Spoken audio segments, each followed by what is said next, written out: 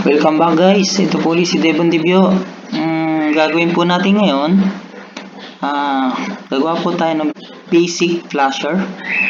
So, punta po tayo sa ating function block diagram. So, gawa po tayo ng input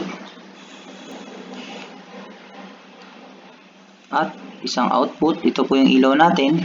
Depende po kung anong ilaw, tower lights, pilot lamp, basta indicator. So, gawa po tayo ng isa pong retentive on delay timer and then isa pong off delay timer.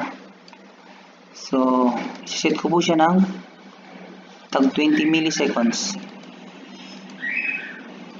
Ayan, 20 milliseconds parehas.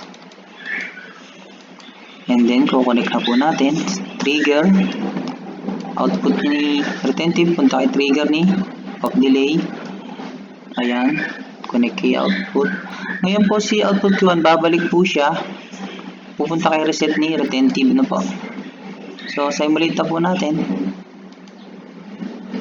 Ayan, tag 20 milliseconds. So, ayan po. Ayan, nagbi-blink po, no? So, pag gusto po nating bilisan, pag hindi tayo satisfied, baguhin lang po natin yung setting. Off po natin simulator. Gawin po nating 10 milliseconds para bumilis.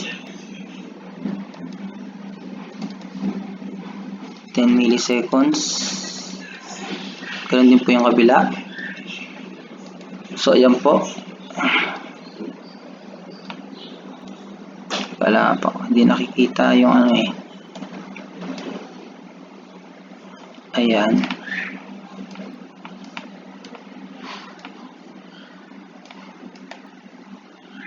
So, simulate po natin.